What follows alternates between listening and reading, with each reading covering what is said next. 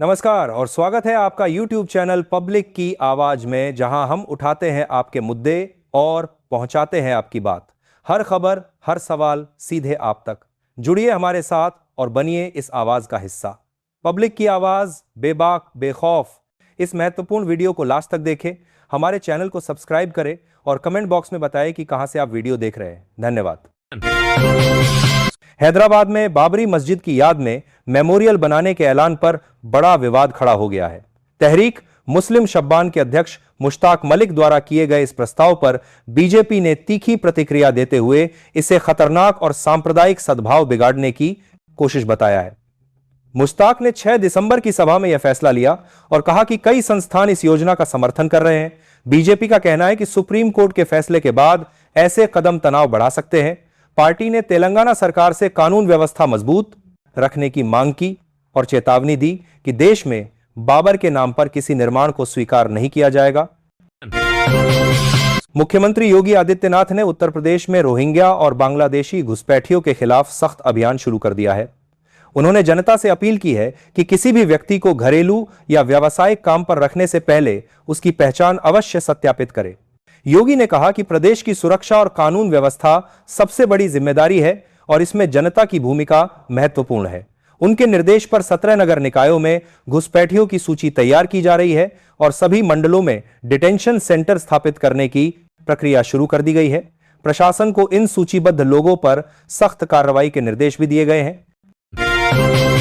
तृणमूल कांग्रेस के निलंबित विधायक हुमायूं कबीर ने बाबरी मस्जिद शिलान्यास के एक दिन बाद बड़ा ऐलान किया है। उन्होंने कहा कि मुर्शिदाबाद में 1 लाख लोगों का विशाल कुरान पाठ कराया जाएगा, जिसे वे कोलकाता में हुए 5 लाख लोगों के सामूहिक गीता पाठ का जवाबी आयोजन बता रहे हैं। बाबरी मस्जिद की नींव रखने के दौरान हजारों लोग और मदीना से आए 2 काजी मौजूद थे। कबीर ने नई पार्टी बनाने और ममता बनर्जी को चुनाव में कड़ी चुनौती देने का दावा भी दोहराया। उन्होंने स्पष्ट कहा कि वह विधायक पद से इस्तीफा नहीं देंगे, क्योंकि भरतपुर के लोग चाहते हैं कि वे अपने पद पर बने रहे। गोवा के अरपोरा नाइट क्लब में लगी भीषण आग में 25 लोगों की मौत के बाद पुलिस ने सख्त कार्रवाई शुरू कर दी है। क्लब के जनरल मैनेजर और 3 स्टाफ को सुरक्षा नियमों की गंभीर अनदेखी के आरोप में गिरफ्तार किया गया है। जांच का दायरा बढ़ाते हुए पुलिस ने अरपोरा नाव पंचायत के सरपंच को भी हिरासत में लिया है, जिन पर 2023 में क्लब को ट्रेड लाइसेंस जारी करने में लापरवाही और नियमों की अनदेखी के आरोप है। इसी मामले में 3 सरकारी अधिकारियों को भी सस्पेंड किया गया है। प्रशासनिक ढिलाई और मिलीभगत इस हादसे के केंद्र में बताई जा रही है। कोलकाता के ब्रिगेड मैदान में 2 साल बाद हुए विशाल सामूहिक गीता पाठ में करीब 5 लाख लोगों ने भाग लिया। कार्यक्रम में आचार्य धीरेन्द्र कृष्ण शास्त्री ने कहा कि भारत में तनातनी नहीं सनातनी चाहिए और देश को गजवा ए हिंद नहीं भगवा ए हिंद की आवश्यकता है। उन्होंने बंगाल के हिंदुओं को एकजुट रहने का संदेश दिया और बाबरी मस्जिद शिलान्यास को लेकर निलंबित टीएमसी विधायक हुमायूं कबीर पर निशाना साधा। शास्त्री ने चेताया कि कोई भी भगवान राम का अपमान बर्दाश्त नहीं किया जाएगा। वहीं साध्वी बतंभरा ने कहा कि भारत में बाबर या बाबरी की कोई नींव नहीं, यह देश सदा से राम और भगवा का रहा है। पश्चिम बंगाल के निष्कासित टीएमसी विधायक हुमायूं कबीर ने मुर्शिदाबाद में बाबरी मस्जिद की तर्ज पर बनने वाली नई मस्जिद के लिए आए चंदे का वीडियो साझा किया है। उनके मुताबिक चंदे में आए कुल 11 बक्सों की गिनती के लिए 30 लोग और मनी काउंटिंग मशीनें लगाई गईं। साथ ही उनके बैंक अकाउंट में QR कोड से 93 लाख रुपए जमा हुए हैं। कबीर ने कहा कि यह लाइव वीडियो उन आरोपों का जवाब है जिनमें उन्हें बीजेपी से फंड लेने वाला बताया जा रहा था। उन्होंने साफ कहा कि मस्जिद पूरी तरह जनता के चंदे से बनेगी। कबीर ने यह भी घोषणा की कि वह 22 दिसंबर को अपनी नई पार्टी लॉन्च करेंगे और 135 सीटों पर उम्मीदवार उतारने का दावा किया। इंडिया गठबंधन पर उमर अब्दुल्ला के लाइफ सपोर्ट वाले बयान ने विपक्ष के भीतर हलचल बढ़ा दी है। सीपीआई और शिवसेना ने गठबंधन में समन्वय की कमी और लोकसभा चुनाव के बाद किसी बड़ी बैठक न होने पर चिंता जताई। सीपीआई के डी राजा ने सभी दलों से आत्मनिरीक्षण की अपील की। वहीं आरजेडी ने अब्दुल्ला की टिप्पणी को जल्दबाजी बताया और कहा कि व्यंग्य से समाधान नहीं निकलेगा। दूसरी ओर पीडीपी ने नेशनल कॉन्फ्रेंस पर गठबंधन का इस्तेमाल वोटों के लिए करने का आरोप लगाया। बीजेपी ने बयान को आधार बनाकर विपक्ष पर हमला बोला और कहा कि इंडिया गठबंधन पहले ही समाप्त हो चुका है। शिवसेना ने भी कहा कि नेतृत्व को गठबंधन को दोबारा सक्रिय करने के लिए कदम उठाने होंगे।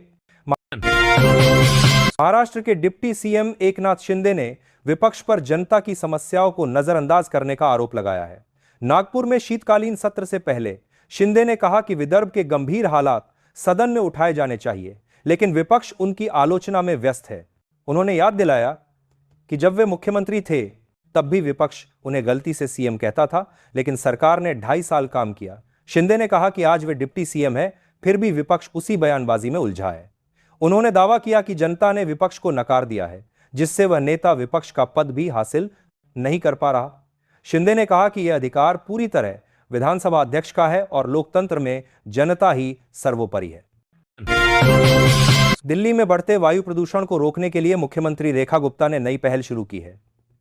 रविवार को उन्होंने विभिन्न RWA को रात्रि चौकीदारों के लिए इलेक्ट्रिक हीटर वितरित किए, ताकि सर्दियों में खुले में आग जलाने की जरूरत न पड़े। यह वितरण DSIIDC के CSR फंड से दिल्ली हाट पीतमपुरा में किया गया। मुख्यमंत्री ने कहा कि आग जलाना सर्दियों में प्रदूषण का बड़ा कारण है और हीटर इसका सुरक्षित विकल्प है। सरकार mechanical sweeping water, sprinkling mist spray और डस्ट मिटिगेशन प्लान पर मिशन मोड में काम कर रही है। पर्यावरण मंत्री मनजिंदर सिंह सिरसा ने बताया कि बढ़ते वाहन और निर्माण के बावजूद दिल्ली के एयर क्वालिटी इंडेक्स में लगातार सुधार हुआ है। पश्चिम बंगाल के निष्कासित TMC विधायक हुमायूं कबीर ने मुर्शिदाबाद में बाबरी मस्जिद की तर्ज पर बनने वाली नई मस्जिद के लिए आए चंदे का वीडियो साझा किया है। उनके मुताबिक चंदे में आए कुल 11 बक्सों की गिनती के लिए 30 लोग और मनी काउंटिंग मशीनें लगाई गईं।